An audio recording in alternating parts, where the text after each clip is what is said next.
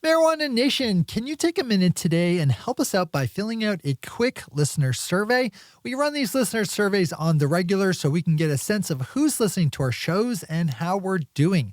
The feedback that we get from these surveys is invaluable in helping us build both our audience and our business. So please consider taking a few minutes today and giving your feedback. It's quick and it's easy, and it can be found over at mjtodaymedia.com/survey. That's mjtodaymedia.com/survey. Thanks so much. This episode of Marijuana Today Daily is brought to you by Natural Order Supply, one of the nation's premier cannabis cultivation supply companies located right in Grand Junction, Colorado. If you're an industrial hemp farmer and need a good supplier of cultivation supplies, whether it's lights or harvest equipment, or if you just need some good advice on how to get better yields, then you need to check out Natural Order Supply over at their website at naturalordersupply.com. Good morning, Marijuana Nation. It's Thursday, August 13th, 2020, and you're tuned in to episode 965 of Marijuana Today Daily. I'm your host, Shay Gunther, and I'll be walking you through today's marijuana news and headlines. As always, we have a full and busy day of cannabis news in our hands, so let's jump right into it. We lead off the day's headlines with a financial report issued by Florida-based marijuana provider Trulieve, which saw revenue of $120 million for its second quarter of the year, up 26% sequentially and 109% annually. That led to a net income of $6.6 million. That's $6.6 million positive, not negative, which is nice. Trulieve also reported that it has a free cash flow of just under $40 million and cash equivalents on hand of $150 million. Trulieve has been one of the more successful full-stack multi-state operators with a focus on Florida, but with additional operations in California, Massachusetts, and Connecticut.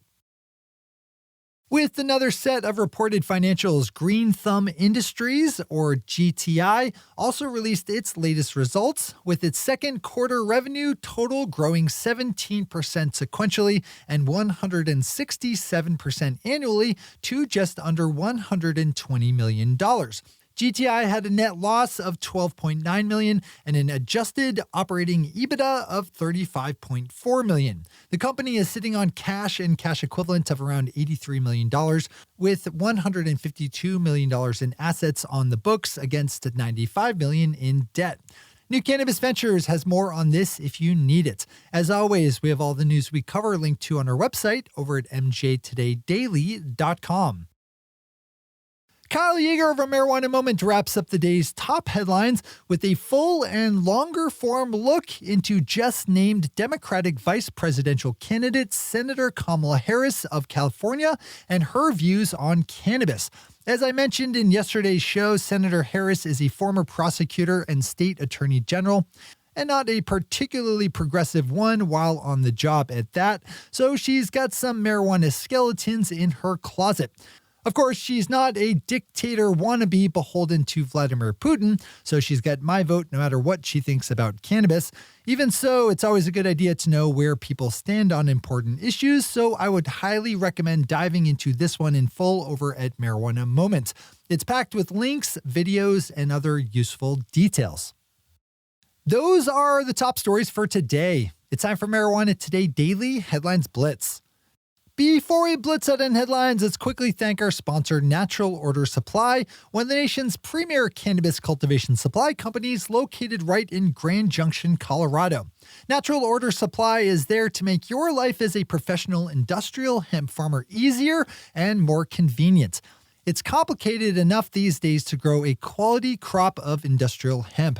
Natural Order Supply takes all of the stress points away that come with figuring out all the best sources for your farming materials, because they've already assembled them all together under their company roof. And because Natural Order Supply is a soup-to-nuts kind of ag supply company, they can help you out with everything from day-to-day supplies and feedstock to full facility build-outs. Whether you just need supplies, know-how, or a little bit of both, you should be working with Natural Order Supply, which can be found over at naturalordersupply.com. where you can browse through all the different ways they can help you and your farm, and where you can learn how to get in touch. That's naturalordersupply.com. All right, time for the Blitz. Jeff Smith over Marijuana Business Daily takes a good look at the soon-to-launch medical marijuana market in Virginia, which has been on a bit of a tear over the last year or so in passing more progressive cannabis laws. Jeff's story dives into the industry's particulars, which is projected to grow to around $10 million next year, $25 to $30 million the year after that, then onward to around $40 million in 2023 and $40 million in 2024. If you have Virginia on your radar, give this one a read. Another Marijuana Business Daily story and graph with Solomon Israel, this time examining the market share of different kinds of marijuana in Canada during the month of June. Canada legalized adult use back in October of 2018, but did not allow for the sale of modalities like edibles and drinks for the first year. So its industry's mix is still very much in evolutionary flux. As seen by the accompanying chart on this story, flower continues to rule the market with around 80% in the three Canadian provinces shown: Alberta, British Columbia, and Ontario, with vaporizers holding a strong number 2 position with around 15%, and drinks, concentrates, edibles, and topicals combining for the leftover 5%. It's never a bad idea to have a solid handle on markets, so I'd think about adding this one to your list to read in full. Sticking up in Canada, CTV News has a story about an issue that could certainly be seen anywhere legal industrial hemp is grown. That's the problem of people stealing your plants. This one focuses in on an Alberta hemp farmer who is frustrated that her hemp plants keep getting swiped by passers-by. She's labeled her fields with signs pointing out the plant's hempy nature, but the thefts continue nonetheless. I think one of the problems here is that there is a growing awareness of the value of hemp, so the old argument that if you steal some, you'll just get a headache does not hold as much sway. It's just as likely that the person stealing hemp nowadays is doing it because it's hemp. Marijuana compliance software developer Fyllo just raised $10 million in Series A2 funding in order to build out its compliance products into other regulated industries similar to cannabis.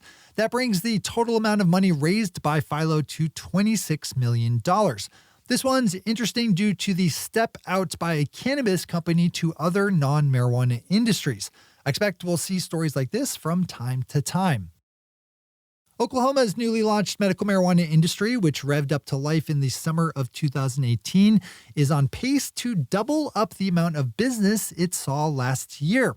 According to new numbers just released by the Oklahoma Tax Commission, medical marijuana sales in the state through June totaled more than $385 million, or just a bit more than was done in all of last year. Oklahoma is one of the more interesting storylines in legal cannabis, with almost no barriers to entry for both medical patients and market participants. Picking up on a story we covered back in May, Kyle Yeager of A Marijuana Moment covers the matter of the U.S. Department of Agriculture and its denial of industrial hemp farmers from participating in coronavirus relief programs.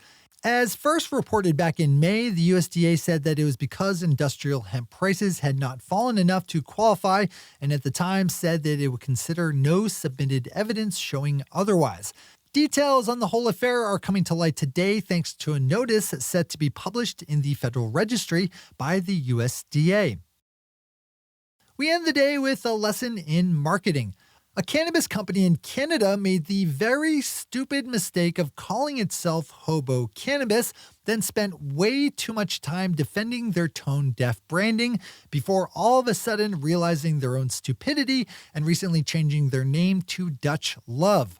The website Blog 2 has all the messy details. The lesson here, don't be stupid in the first place and name your company something offensive like Hobo Cannabis. Also, in general, maybe think twice before shopping at Dutch Love. The name may be different, but the people are the same. Boo on that. Those are the headlines and news for the day. I'll be back with you again tomorrow morning with another information-packed episode of Marijuana Today Daily. But in the meantime, if you have any stories to share or feedback to give, zip us an email to headlines@mjtodaydaily.com.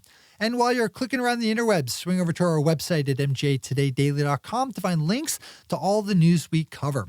Thanks to our sponsor, Natural Order Supply, and 12 of our awesome patron listeners for the support that makes this show possible. To join the illustrious ranks of the patron listeners yourself, swing over to our website at mjtodaydaily.com and click on that big blue button at the top of the page that says Become a Patron. I'm your host, Shay Gunther. Thanks for tuning in and starting your day with marijuana today. Today.